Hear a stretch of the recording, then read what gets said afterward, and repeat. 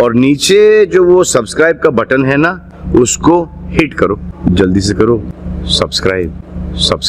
नमस्कार, मी स्वाती कुंभार, वार्ता जगत न्यूज चॅनल मध्ये आपणा सर्वांचं स्वागत। महाराष्ट्र राज्याचे उद्योग व मराठी भाषा मंत्री उदय सामंत यांची पत्रकार परिषद आज दिनांक शनिवार 21 फेब्रुवारी 2026 रोजी दुपारी 3:30 वाजता double tree by Hilton Pune Chinchwad Tata Motors road Indiranagar Chinchwad Pune येथे झाली। यावेळेस त्यांनी राज्यामधली विदारक परिस्थिती ही सांगितली आहे। बघूयात श्री उदय सामंत हे काय म्हणतायत ते। आपल्या सगळ्यांचं या पत्रकार परिषदेसाठी मी स्वागत करतो। आजची पत्रकार परिषद ही शिवसेना पक्षाच्या वतीनं आम्ही सगळे एकत्र पिंपरी चिंचवडमध्ये घेतोय। या पत्रकार परिषदेमध्ये सुरुवातीलाच काल दिल्लीमध्ये AI ची कॉन्फरन्स चालू असताना नरेंद्र मोदी साहेबांच्या नेतृत्वाखाली विविध क्षेत्रामध्ये देशाची प्रगती होत असताना आणि देशाचं हे सगळं आपलं मोठेपण जे आहे ते बघण्यासाठी परदेशातली लोक आलेली असताना काँग्रेस पक्षानं जी काही जिथं आंदोलनं केली आणि पुन्हा एकदा राहुल गांधी आणि काँग्रेस पक्ष हा भारत विरोधी देश विरोधी कसा आहे हे नुसत्या भारताला नाही तर अख्ख्या जगाला त्यांनी दाखवून दिलं। आणि ज्या पद्धतीनं काल आंदोलन काँग्रेसच्या काही कार्यकर्त्यांनी तिथे केलं त्याचा जाहीरपणानं मी निषेध करतो, शिवसेना पक्षाच्या वतीनं निषेध करतो। जरी युवक काँग्रेसनं त्या ठिकाणी आंदोलन केलेलं असलं तरी पक्षाच्या नेत्याच्या आदेशानंच हे आंदोलन होतं आणि म्हणून राहुल गांधींचा देखील मी जाहीरपणानं निषेध करतो। अनेक वेळा राहुल गांधींनी आपल्या देशाबद्दलची भूमिका ही परदेशामध्ये जाऊन देशाची बदनामी करून विशद केलेली आहे। त्यावेळी देखील आम्ही असं सांगितलं होतं की राहुल गांधींना देशानं स्वीकारलं नाही, देशाच्या जनतेनं स्वीकारलं नाही, यासाठी आपल्या सुसंस्कृत देशाची प्रतिमा मलिन करण्याचं काम परदेशामध्ये जाऊन राहुल गांधी करतायत आणि त्याची त्यांनी एकही संधी सोडली नाही। कालचं देशवासियांचं दुर्दैव आहे की काँग्रेस पक्षाचं नेतृत्व देशातले विदेशातले AI मधले मातब्बर एका ठिकाणी कॉन्फरन्ससाठी आलेले असताना आंदोलन करतात, आतमध्ये जातात आणि स्वतःचे कपडे काढून आंदोलन करतात। एकतर त्यांना कळलं पाहिजे त्यांना खरं तर कपडे काढायची आवश्यकताच नाही। राजकारणामध्ये त्यांचे काँग्रेसचे कपडे हे भारतातल्या जनतेनं अतिशय चांगल्या पद्धतीनं मतदान करून उतरवलेले आहे, परंतु अशा पद्धतीनं स्वतःची इज्जत काय आहे हे देखील काल काँग्रेसच्या कार्यकर्त्यांनी दाखवण्याचा जिथं प्रयत्न केला हे आपल्या दृष्टीनं अतिशय दुर्दैवी आहे। राजकारणातला विरोध आपण समजू शकतो, निवडणुकीमधला विरोध आपला समजू शकतो आणि हा विरोध करत असताना ज्या पद्धतीनं त्या ठिकाणी आंदोलन झालं हे देशवासियांचा अपमान करणारं आंदोलन होतं, देशाचा अपमान करणारं आंदोलन होतं। तुम्हाला त्याच्याबद्दल काय बोलायचं असतं तर तुम्ही निवेदन देणं आवश्यक होतं, ठीक आहे, बाकी सगळ्या गोष्टी ठीक आहे, पण ज्यावेळी परदेशातली मोठमोठी लोक अशा कॉन्फरन्सला उपस्थित असतात त्यांच्या समोर आपली अक्कल किती छोटी आहे हे पुन्हा एकदा या सगळ्या लोकांनी दाखवून दिलं। माननीय शिवसेनेचे मुख्य नेते माननीय एकनाथ शिंदे साहेबांनी देखील जाहीरपणाने याचा निषेध केलेला आहे। आज 5 ते 6:30 या वेळामध्ये महाराष्ट्राच्या प्रत्येक जिल्ह्यात शिवसेना या गोष्टीचा निषेध व्यक्त करणार आहे आणि शिंदे साहेबांची देखील भूमिका स्पष्ट आहे की अशा प्रवृत्तीच्या विरोधात हा नरेंद्र मोदी साहेबांचा अपमान नाही आहे, हा भारताच्या प्रत्येक देशवासियांचा अपमान आहे। असा अपमान करणाऱ्यांचा निषेध हा शिवसेना पक्षामार्फत आम्ही करण्याचा निर्णय घेतलाय। आज त्याच्यासाठीची पत्रकार परिषद आहे, परंतु पुन्हा एकदा निष्पन्न झालं की काँग्रेस पार्टी ही देशाच्या विरोधामध्ये काम करणारी पार्टी आहे। काँग्रेस पार्टीचं नेतृत्व हे देशाला बदनाम करणारं नेतृत्व आहे आणि म्हणून या प्रवृत्तीच्या विरोधामध्ये शिवसेना म्हणून आम्ही त्याचा निषेध करतो। कालचा प्रसंग हा देशाच्या दृष्टीनं आणि देशाच्या नागरिकांच्या दृष्टीनं अतिशय दुर्दैवी प्रसंग आहे। राजकारणामध्ये आंदोलनं आम्ही देखील केली आहेत, राजकारणामध्ये आंदोलन करत करतच आम्ही या पदांपर्यंत पोहोचलेलो आहोत, पण कधी आंदोलन करायचं आणि कधी आंदोलन करायचं नाही हे ठरवण्याची क्षमता ज्या नेतृत्वाच्या मनगटामध्ये नाही, नेतृत्वामध्ये नाही, त्याला कुठच्याही पक्षाचं नेतृत्व करण्याचा अधिकार नाही. आणि म्हणूनच मगाशी मी सांगितलं, हा कुठच्या एका पक्षाचा प्रश्न नाही, तर हा देशवासियांचा प्रश्न आहे. देशामध्ये त्याच्यामध्ये प्रचंड चीड आहे आणि म्हणून शिवसेना पक्षाची भूमिका देखील स्पष्ट व्हावी यासाठी मी आज ही पत्रकार परिषद घेतोय. परंतु एक चांगलं झालं की आजपर्यंत काँग्रेसमुक्त भारत का असावा हे जे काय महायुती बोलत होती किंवा दिल्लीतले नेते सांगत होते, याच्यावर शिक्कामोर्तब कालच्या आंदोलनाने यांनी केलं. कारण यांना जर आपण सत्तेमध्ये ठेवलं, यांना आपण जर प्रक्रियेमध्ये ठेवलं, तर हे कायमस्वरूपी देशाचा अपमानच करणार आहे. आणि म्हणून काल एक चांगलं AIच्या बाबतीमध्ये हा कार्यक्रम होत असताना मी जे सांगितलं की भारताच्या विरोधातले आहे, तसं एंटी इंडिया ही सगळी लोक आहेत आणि देशाचा अपमान करणं, देशाचा कमीपणा करणं, देशाला कमी लेखणं आणि अशा महत्त्वाच्या जागतिक कॉन्फरन्समध्ये जाऊन निषेध नोंदवणं किंवा आंदोलन करणं हा सपशेल बालिशपणा आहे. आणि म्हणून काँग्रेस पक्षाचा आणि त्यांच्या नेतृत्वाचा आम्ही जाहीर निषेध करतो. रोहित पवार वारंवार प्रेस घेत आहेत, आरोप करत आहेत, त्या कंपनीवर बंदी घालण्यात यावी. राममोहन नायडू यांचा राजीनामा देखील रोहित पवार प्रेसमध्ये मागतात. अजितदादांच्या अपघाताच्या बाबतीमध्ये स्वतः एकनाथ शिंदे साहेबांनी त्याची सखोल चौकशी व्हावी अशा पद्धतीची भूमिका मांडली आहे. त्याच्यामुळे रोहित पवार प्रेस घेत आहेत, त्याच्यावर आम्ही बोलणं उचित नाही. आजची पत्रकार परिषद ही काँग्रेसच्या कारनाम्याच्या विरोधातली आहे, काँग्रेसच्या नेतृत्वाच्या कारनाम्याच्या विरोधातली आहे. काँग्रेसचं नेतृत्व कशा पद्धतीनं देशाला हिणवतंय, देशाला कमी लेखतंय आणि जगाच्या पातळीवर भारत देश कमी लेखण्याचं काम जे काँग्रेस करतंय त्याच्या विरोधातली ही प्रेस कॉन्फरन्स आहे. बऱ्याच ठिकाणच्या निवडणुका होत आहेत तिथं काँग्रेसला आताही उघडते, म्हणजे पिंपरी चिंचवडचा जरी विचार केला तरी इथेही त्यांची तशीच परिस्थिती दिसते. पुण्यामध्ये पण तशाच प्रकारचं चित्र पाहायला मिळतं. म्हणूनच तुमच्या बाजूला असलेल्या आबा पण तुमच्या सोबत काँग्रेसमध्ये असल्यामुळं काँग्रेसवरती अशी नाही, 100% तुमचं बरोबर आहे. आबानी शिवसेनेचं म्हणजे एकनाथ शिंदे साहेबांचं नेतृत्व एवढ्यासाठीच स्वीकारलं, ते देखील त्याच्यामध्ये सांगतील. अपरिपक्वता नेतृत्वाची काय असते हे कदाचित आबांना कालच्या प्रसंगाच्या अगोदर कळलेलं असावं आणि कालचा प्रसंग झाल्यानंतर तर काँग्रेसचे अनेक लोक बाहेर पडतील. कारण ही अपेक्षा नसते एखाद्या पक्षाकडनं आपल्या देशाचा अपमान करावा. आणि सुरुवातीलाच सांगितले की राहुल गांधींनी आजच हे केलं नाही, तर अनेक वेळा परदेशामध्ये त्यांनी ज्या मुलाखती दिल्या, परदेशामध्ये जी काही भाषणं केली ती ठीक आहे. एखाद्या व्यक्तीबद्दल तुम्हाला आकस असू शकतो, एखादी व्यक्ती तुमची विरोधक असू शकते, परंतु त्या सगळ्या देशाला बरोबर घेऊन देश किती कमी आहे आपला त्याला कमी लेखायचं काम हे राहुल गांधीचे जागतिक पातळीवर भारत देशाची प्रतिमा फार मोठ्या उंचीवर नरेंद्र मोदी साहेबांनी नेलेली असताना जे काय बोलतायत त्या प्रवृत्तीचा हा निषेध आहे. सुरेंद्र पवारांची जी पदाची गरिमा आहे ती दाखवण्यात कुठेतरी माहिती कमी पडते का? कारण की काल एक अशी घटना घडली सोशल मीडियावर व्हायरल होते. आशाताई बुचके यांनी दुसरे आमदार आहेत त्यांच्या माहिती एकदा परत भाषण केलं आणि परत त्यांना तात्काळ सोडले. कुठेतरी पदाची गरिमा राखली जात नाहीये का? याची माहिती आम्ही नक्कीच घेऊ काय प्रकार घडलेला आहे तो. परंतु ज्या पद्धतीनं अजितदादांचा उपमुख्यमंत्री म्हणून रिस्पेक्ट आम्हाला सगळ्यांना होता, तसाच रिस्पेक्ट माननीय सुनेत्रा वहिनींबद्दल आहे. इथं कुठेही शंका असण्याचं काही कारण नाही. अर्थसंकल्पीय अधिवेशन आता होणार आहे, तर या अधिवेशनात या घटनेचे पडसाद उमटण्याची शक्यता कालच्या काँग्रेसच्या याच्यावर बोलतोय ना, जरा मला अधिवेशन जे होणार आहे बऱ्याचदा अलीकडे जे घडलेल्या घटना नाही, अधिवेशनामध्ये नक्की आमदार महोदय याच्यामध्ये भूमिका मांडतील ना.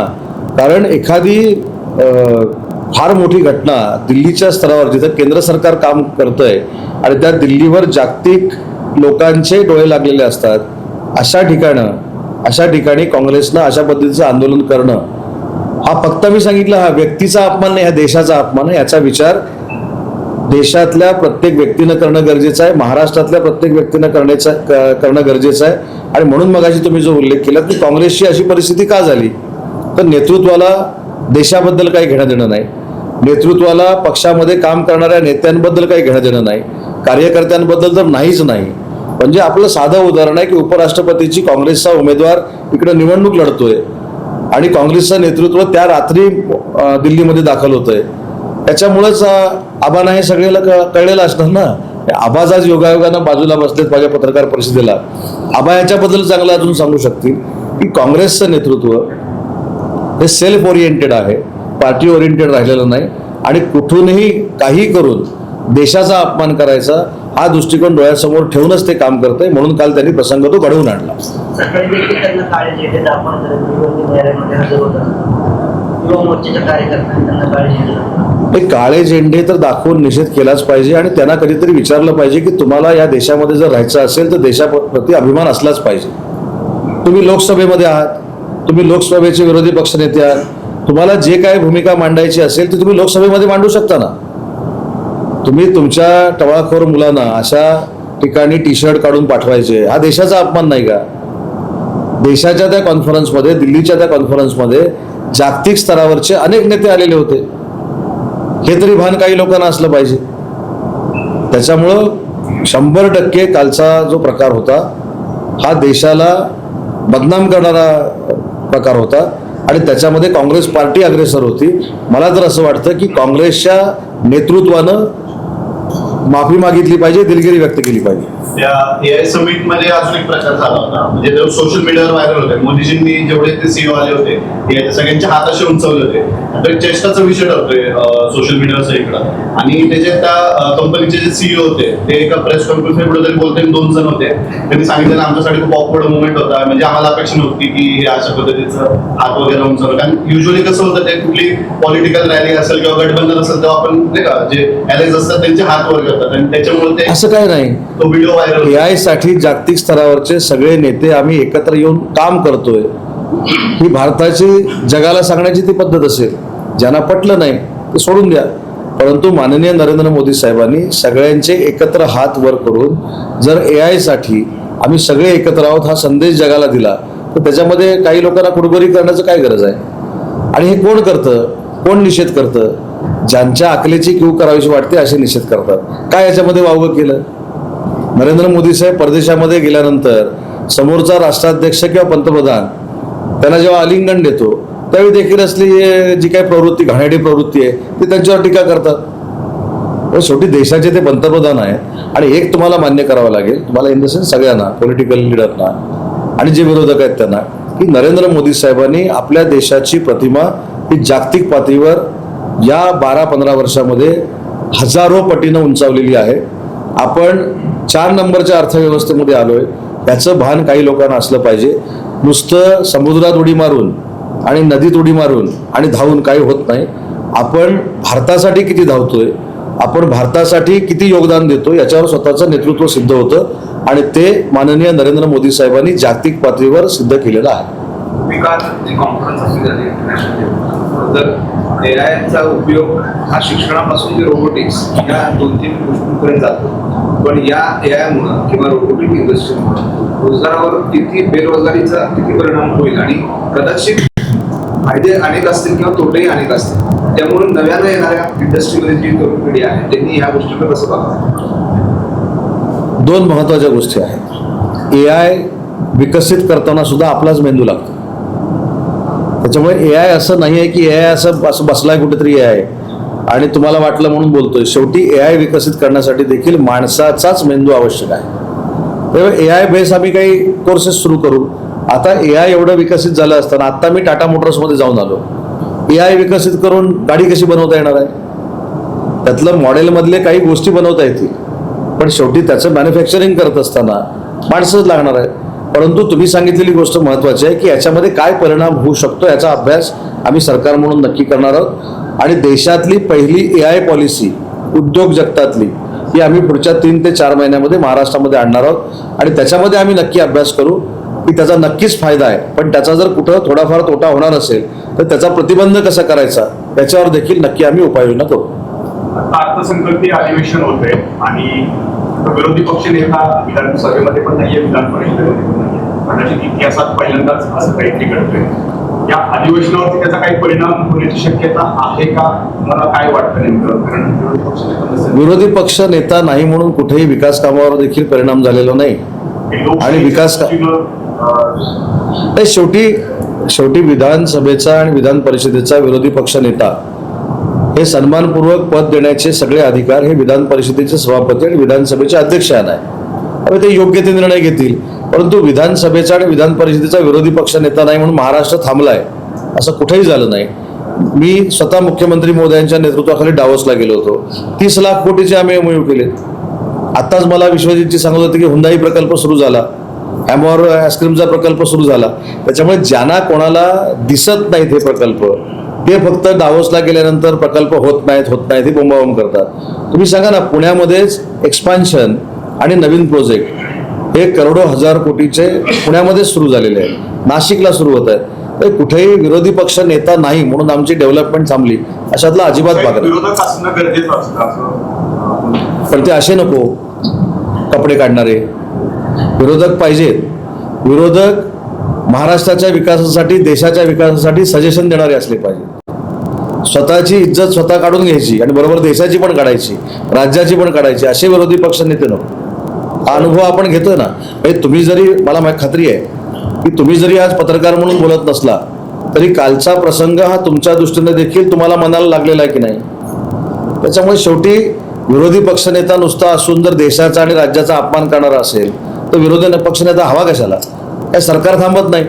मागची 5 वर्ष काय विरोधी पक्षनेता केंद्रामध्ये नव्हता, कुठे सरकार थांबलं. चांगले चांगले केंद्र शासनाचे प्रोजेक्ट झाले. सर, कल जो प्रोटेस्ट समिट के किसने करके नहीं, उसका हम शिवसेना की तरफ से हम निषेध करते हैं, क्योंकि इंटरनेशनल लेवल पे जब कॉन्फ्रेंस रहती है तब ऐसा निषेध करना, आंदोलन करना, ये बहुत ही बुरी तरह का काम उन्होंने किया है.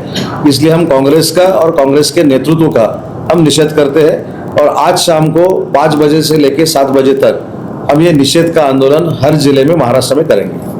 देखा जाए तो कांग्रेस ने ऑपरेशन सिंदूर के टाइम में बात किया, अभी भी विरोध में आवाज उठाई. कांग्रेस हर बार ऐसे ही. नहीं, मैं यही बोल रहा हूँ, राहुल जी गांधी जब प्रदेश में जाते हैं तब देश के बारे में भला बुरा बोलते हैं, स्पीच में बोलते हैं. कल तो इंटरनेशनल कॉन्फ्रेंस में उनके नेतृत्व में हुआ है. तो हर जगह अपने देश की जो गनिमा है वो कम करने का काम राहुल जी करते हैं. इसके लिए हम निषेध कर रहे हैं. सर, आपण पाहिले वारंवार इंद्रायणी केसापासून पाठपुरावा करतात. सध्या परिस्थिती काय कुठपर्यंत नदी संवर्धनाचं काम नाही, अनेक म्हणजे 50 वर्ष असं होतं. मी आता 3 वर्षापूर्वीच उद्योगमंत्री झालेलो आहे. 2 वर्षापूर्वी हा आम्ही आराखडा तयार केलेला आहे, सुरुवात केली. त्याच्यामध्ये मला माहिती असेल PCMC, PMC, त्याच्यानंतर प्राधिकरण, PMRDA आणि पर्यावरण असा क्लब करून आपण 2 ते 2.5 हजाराचा हा आराखडा तयार करतोय. अंतिम टप्प्यामध्ये आहे. सायमल्टेनियसली केंद्र शासनाकडे देखील इंद्रायणी नदी शुद्धीकरण हा प्रकल्प केंद्राकडे देखील मंजुरीला गेलेला आहे. ते मुख्यमंत्री महोदयांनी देखील सांगितलंय, पण त्याला लवकरात लवकर मूर्त स्वरूप येईल. इंद्रायणी आणि पवना भोसरी येथे ETP प्रकल्प होणार होता, तो जागेअभावी पुन्हा रखडला असं जातंय. नवीन जागेचं काही घेऊन ते परिणाम. जी जागा मागितली होती ही लोकांच्या दृष्टीनं, आमच्या दृष्टीनं कन्व्हिनियंट आहे पण लोकांच्या दृष्टीनं नाही. त्याच्यामुळे लोकांना त्या STPचा CETPचा त्रास होणार नाही ही पण दक्षता आम्हाला घ्यायला लागेल ना. तशा पद्धतीची जागा आपण शोधतोय. येत्या 1-2 महिन्यामध्ये जागेचा प्रश्न सुटेल.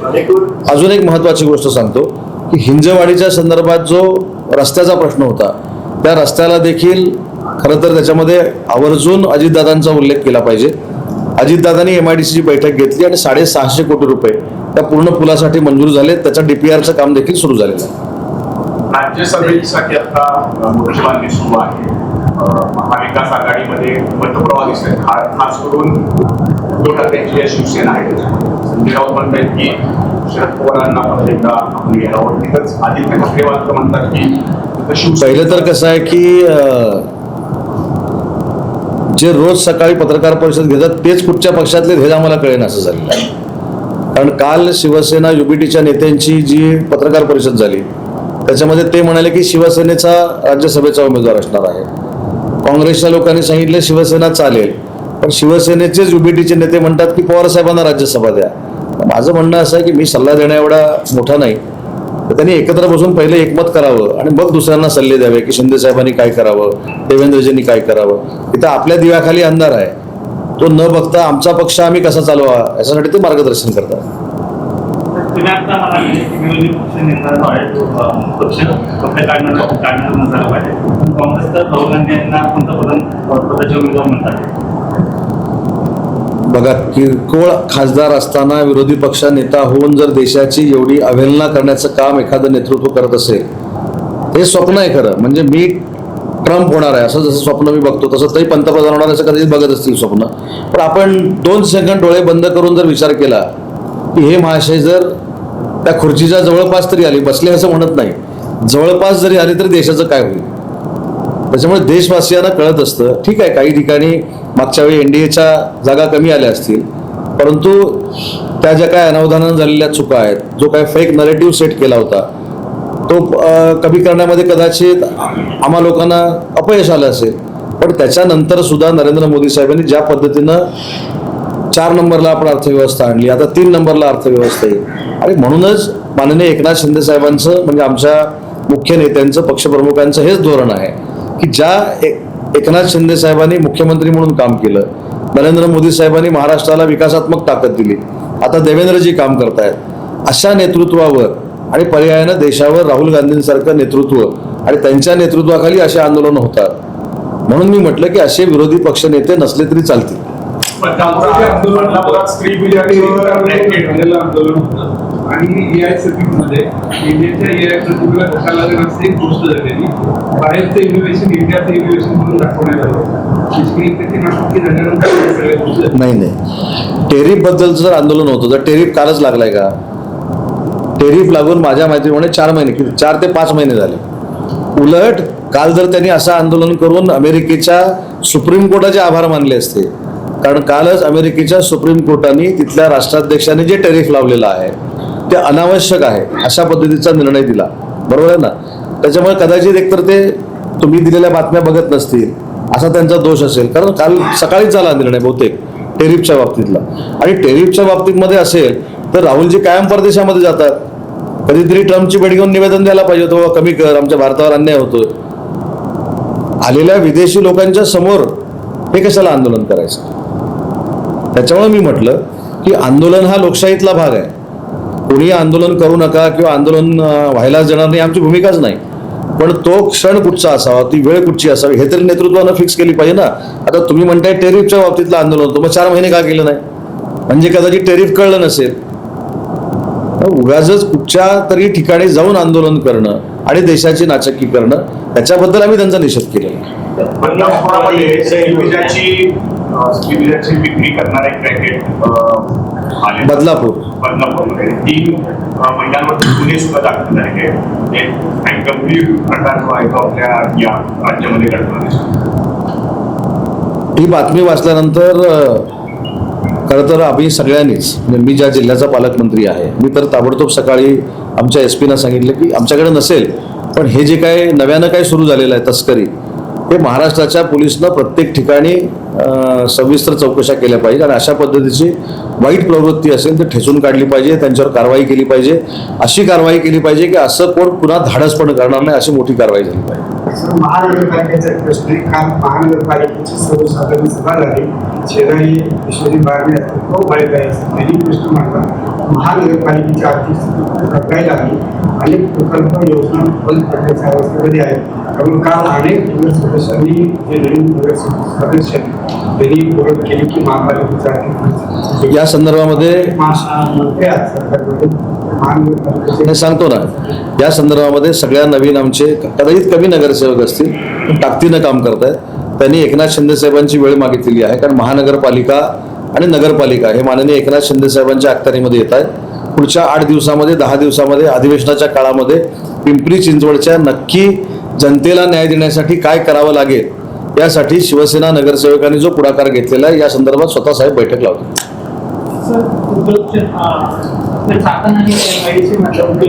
वाहतूक कोंडी आणि या समस्येने अत्यंत कामगार आहेत, 2-3 तास त्या वाहतूक कोंडीमध्ये अडकलेले असतात.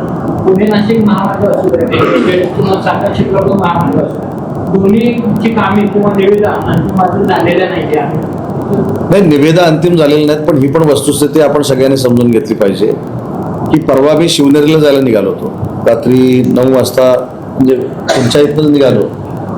मला देखील ट्रॅफिकचा फटका बसला ना, पण तो कशामुळे बसतोय हा देखील समजून घेणं गरजेचं आहे. अनेक ठिकाणी विकासात्मक कामं सुरू आहेत, काही ठिकाणी पुलाची कामं सुरू आहेत, काही ठिकाणी डायव्हर्शन्स आहेत, काही ठिकाणी रस्त्याची कामं सुरू आहेत. त्याच्यामुळं हा फटका नक्की बसतोय. परंतु ही कामं जशी पूर्णत्वाला जातील तर हे सगळे रस्ते ट्रॅफिकसाठी क्लिअर होतील. नाही सर, बाबळीमध्ये एक असा प्रकार झाला होता की त्यांनी जे काही डायव्हर्शन जे आहे जे आवश्यक आहेत ते सुरू ठेवले, पण जे नको आहेत ते बंद केले आणि काही काही ठिकाणी त्यांनी युटर्न्स केलेले आहे. जसं तुम्ही आता येरवड्यापासून ते बाबुली किंवा केसनपर्यंत जात तर बऱ्यापैकी रोड त्यांनी वायडिंग पण केलेलं. अतिक्रमण म्हणजे मुळात कसं आहे, आता आपण जे काही केंद्राचे प्रोजेक्ट करणार आहोत त्या साईडला किंवा जे काही मंजूर झालेले आहे त्याला वेळ लागेल, पण आता जिथे कारवाई करायला पाहिजे होतं अतिक्रमण खूप आहे त्या रोडवर. मुशीला खूप मोठं अतिक्रमण आहे आणि चाकणपर्यंत खूप मोठं अतिक्रमण आहे. पण हे जरी क्लिअर केलं तर कुठेतरी सुटसुटीतपणा येईल. नाही, अतिक्रमणाच्या बाबतीमध्ये नक्की आम्ही अधिकाऱ्यांना सांगू, पण अतिक्रमणाच्या बाबतीमध्ये थोडं मला जे वाटतं या संपूर्ण परिसरामध्ये काय झालंय की काही अतिक्रमण ही नव्यानं आहे, पण काही जे आहेत त्याला आपण जसं असेसमेंट म्हणतो, ग्रामपंचायतीनं असेसमेंट दिलेलं आहे तर अन्य काही लोकांनी असेसमेंट दिलं जर असतील तर त्यांना नुकसान भरपाई तरी दिलं पाहिजे, ते कोर्टामध्ये जातात. त्याच्यामुळे ह्या सगळ्याचा अभ्यास करून तुम्ही म्हणता तसं कार्यवाही करणं गरजेचं आहे. आणि अनधिकृत बांधकामामुळे जर अशा पद्धतीचं ट्रॅफिक जाम होत असेल तर संबंधित यंत्रणेनं कारवाई केली पाहिजे. मी बघा छत्रपती संभाजीनगरला MIDC मध्ये केलं, नाशिकमध्ये करतोय. मी देखील MIDC मधल्या अतिक्रमणाबाबतच्या भूमिकेवर आम्ही ठाम आहोत. पुढं तर आता सगळ्या निवडणुका संपल्यात, आचारसंहिता संपल्यात. मी देखील पुढच्या 6 महिन्यामध्ये MIDCची अतिक्रमण काढण्याला सुरुवात करणार. कुठचे MIDC मी सांगितलं ना, हिंजेवाडीच्या संदर्भामध्ये पहिला जो होता तो नुकसान भरपाई देण्याचं प्रपोजल होतं. मी अजितदादांचा पण या ठिकाणी उल्लेख केला. 6-7 महिन्यापूर्वी अजितदादांनी बैठक घेऊन तो TDR मध्ये कन्वर्ट केलाय. त्याच्यामुळे TDR मध्ये कन्वर्ट केलेला जो प्रकल्प आहे त्याचं टेंडरिंग आणि सगळं सुरू होईल. आणि आम्हीच करणार, आम्ही टेंडर पण काढतोय त्याचं. आणि बिल्डिंगचा अभ्यास कुठच्या बिल्डिंग नवीन होती MIDCचं कार्यालय आता आम्ही नव्यानं बांधतोय ते. तिथं काय अडचण झाली? थांबलंय काम? नाही, चालूच नाही. चालू नाही. 90% तुमचं बांधकाम पूर्ण झालंय पण पुढे झालंच नाही. अधिकारी विचारू ना आपण. हा, संथ गतीनं सुरू आहे. मी म्हटलं थांबलंय की झालंच नाही. संथ गतीनं का सुरू आहे याचा मी आढावा घेतो आणि ते फास्ट करण्याच्या दृष्टीनं आता मी अनेक पत्रकार होते असतील, मी काय बोलायचे ते बोलून आलोय अधिकाऱ्यांना. आम्ही फोन कॉल माझ्या अधिकाऱ्यांना केला होता, तो पण विषय तुम्हाला सांगतो. येरवड्यामध्ये शासकीय मुद्रणालय जे आमचं आहे त्याच्यामध्ये अचानक तिथल्या कर्मचाऱ्यांना 1 तास ओव्हर टाइम देण्यात आला आणि मला आश्चर्याचा धक्का एवढ्यासाठीच बसला की आमच्या अधिकाऱ्यांनी 1 तासाला 2 रुपये असं मानधन त्यांना द्यायचा निर्णय घेतला. त्यांना जरा सुचवलं, जरा 4 गोष्टी सुनावल्या आणि त्यांचा प्रश्न आता सुटला, निकाली निघालाय. त्यांचा 1 तास जो आता ओव्हर टाइम आहे तो ते रेग्युलराईज होईपर्यंत आम्ही रद्द केलेला आहे आणि ज्यावेळी रेग्युलराईज होईल त्यावेळी MIDCला ओव्हर टाइमचे जे आम्ही पैसे देतो तासाला ते आम्ही त्यांना देतो. पिंपरी चिंचवड शहरामध्ये MIDCचा भूखंड शेकडो एकर भूखंड महानगरपालिकेच्या अंतर्गत असणाऱ्या अतिक्रमण करून मोठे मोठे व्यावसायिक गाडी लागले आणि याच्यावर मी त्याचं सुरुवातीलाच तुम्हाला आता उत्तर दिलं की निवडणुका सगळ्या झालेल्या आहेत. 3-3.5-4 महिने आम्ही आचारसंहितेमध्ये होतो, पण MIDC मध्ये महाराष्ट्रामध्ये असलेल्या अतिक्रमणाबाबत देखील कडक कारवाई MIDC करणार आहे अशा सूचना मी दिलेल्या आहेत. मध्यंतरी चिखली पुदलवाडीचे उद्योजक आपल्याला भेटले होते. ते अतिक्रमण कारवाईनंतर त्यांच्या पुनर्वसनाचा प्रश्न त्यांना आपण जागा पण दिली होती, पण ती जागा काहीतरी त्यांना पहिली जागा त्यांनी मान्य केली, नंतर जागा नको म्हणून सांगितलं. असं काहीतरी नको आणि पाहिजे ह्याच्यामध्ये ते अडकलेलं आहे. दोन्ही राष्ट्रवादी एकत्र येणार होत्या, दादाची तुमच्या भेटी दादा तुम्हाला सारखे भेटले, सत्तेमध्ये सहभागी होणार होते अशी काही चर्चा झाली होती? मी अनेक वेळा सांगितले की दादांचे आणि माझे संबंध हे राजकारणाच्या पलीकडचे होते. मी जेव्हा दादांना भेटायचो तेव्हा कुठेही राजकीय चर्चा व्हायची नाही, कारण दादांच्या समोरच माझी राजकीय सुरुवात झालेली होती. म्हणून मी अनेक वेळा सांगितलं की दादांचे आणि माझे संबंध हे राजकीय नव्हते, त्याच्या पलीकडचे होते. आता विलिनीकरणाचा जो विषय आहे तो त्यांचेच नेते सांगू शकतात ना, अजितदादा राष्ट्रवादी आणि पवार साहेबांचे राष्ट्रवादी. जयंत पाटील अनेक वेळा बोलले की आमच्या दादासोबत बैठका झाल्या होत्या, आम्ही एकत्र येणार होतो अशी चर्चा झाली. पण त्या मिटिंगला मी नव्हतो ना. दादाशी काही चर्चा झाली होती का ते सत्तेमध्ये? मी सांगतो की दादांच्या बाबतीतला माझा जो त्यांच्याशी संबंध होता हा असा पक्षीय नव्हता. मी 20 वर्ष NCP मध्ये काम केलं, तेव्हा अजितदादांनी प्रचंड सहकार्य आणि ताकद माझ्या मागं कोकणातल्या एका कार्यकर्त्याच्या मागे उभी केली होती. त्यामुळे माझे त्यांच्याशी संबंध जे होते ते भावनिक नात्याचे होते, राजकीय अजिबात नव्हते. आणि अजितदादांचं जे नातं होतं ते खूप चांगलं होतं. आता त्यांचे कुठले रोहित पवार ज्या पद्धतीनं पत्रकार परिषद घेत आहेत, ज्या पद्धतीनं सगळं मांडतायत, त्याच्यामुळं हा खरंच अपघात आहे की घातपात आहे असा एक प्रश्न निर्माण झालेला आहे. तुमचं आकलन काय आहे आतापर्यंत, तुम्ही जी काही माहिती घेतली असेल? नाही, या गोष्टीवर मला असं वाटतं की माझ्यासारख्या व्यक्तीनं उगाचच आकलन करून आपलं काहीतरी वेगळं निर्माण करायची आवश्यकता नाही. मी माझ्याबद्दल सांगतो, बाकी कोण काय प्रेस कॉन्फरन्स घेते, कशासाठी घेतात, त्यांचा वैयक्तिक प्रश्न आहे, ते त्यांच्या कुटुंबातले आहे. महत्त्वाची गोष्ट अशी आहे की अपघाताच्या बाबत दिल्लीवरनं देखील परवा काही कशी इन्क्वायरी सुरू आहे त्याचं काहीतरी विश्लेषण आलेलं आहे. आणि असं सगळं असताना मी त्याच्यावर बोलणं योग्य नाही. आणि दुसरी त्याच्यातली अजून एक महत्त्वाची बाब अशी आहे की अजितदादांचा जो अपघात झाला हा ना तुम्हाला पटला ना आम्हाला पटला. म्हणजे आजही प्रत्येकाला असा भास होतो की अजितदादा आहेत, ही आपली भावना झाली आणि ती माझी पण आहे. पण त्याच्यामध्ये तो कसला ब्लॅक बॉक्स असतो, त्याचं काय झालं, मी बोलण्या एवढा मोठा आहे का? मला त्यातली माहिती आहे का? ज्यांना कदाचित रोहित पवारांना त्यातली पूर्ण माहिती असेल, त्यांनी माहिती घेतलेली असेल म्हणून ते बोलत असतील. पण ज्यावेळी सुनेत्रा वहिनींनी उपमुख्यमंत्री पदाची शपथ घेतली त्यावेळी मी स्पष्ट सांगितलं की त्या 100% माननीय अजितदादांचा वारसा पुढे घेऊन जातील आणि महाराष्ट्राला न्याय देतील. एवढ्यापुरतच मी मर्यादित आहे. पावसाळ्यापूर्वी केंद्रातले आणि राज्यातल्या मंत्रिमंडळामध्ये विस्तार होण्याची शिवसेनेचे वाटेल काय? आता याचं उत्तर देऊ शकतो का मी? राज्यात मंत्रिमंडळामध्ये केंद्रात कोणाचा समावेश होणार आणि राज्य मंत्रिमंडळामध्ये कोणाचा समावेश होणार हा माझ्या आकलन शक्तीच्या पलीकडचा प्रश्न तुम्ही मला विचारलेला आहे. आमच्या पक्षाचे निर्णय माननीय एकनाथ शिंदे साहेब घेतील, भाजपाचे दिल्लीचे नेते आणि देवेंद्रजी घेतील आणि राष्ट्रवादी काँग्रेस पार्टीचा निर्णय हा सुनेत्रा वहिनी घेतील. तर एक शेवटचा प्रश्न असा की पिंपरी चिंचवडचे IMIDCतले जे प्रकल्प आहेत त्यांचे फाईल्सवर बरेच महिने ते सहाय्य होत नाही मुंबईतून आणि ते प्रकल्प बरेच प्रलंबित आहेत. आता अजून एक तुम्हाला माहिती सांगतो की अशी फाईल आता वर येण्याचा प्रश्नच नाही. 1.5 महिन्यापूर्वी सगळे अधिकार आम्ही आरोना दिलेले आहेत. त्याच्यामुळे आता फाईल वर गेली असं जर आरो सांगत असतील तर त्याचं मला नाव द्या, संपला विषय. वर जायचं, मंत्र्याकडे फाईल जायची, CO कडे जायची, ही सगळी सिस्टीम बंद केली. सगळे अधिकार आरो आणि डेप्युटी CO ला आलेले आहेत. आजचे बातमीपत्र येथेच संपले. पुन्हा भेटूया नवीन बातमीसहित. तोपर्यंत जय हिंद, जय महाराष्ट्र.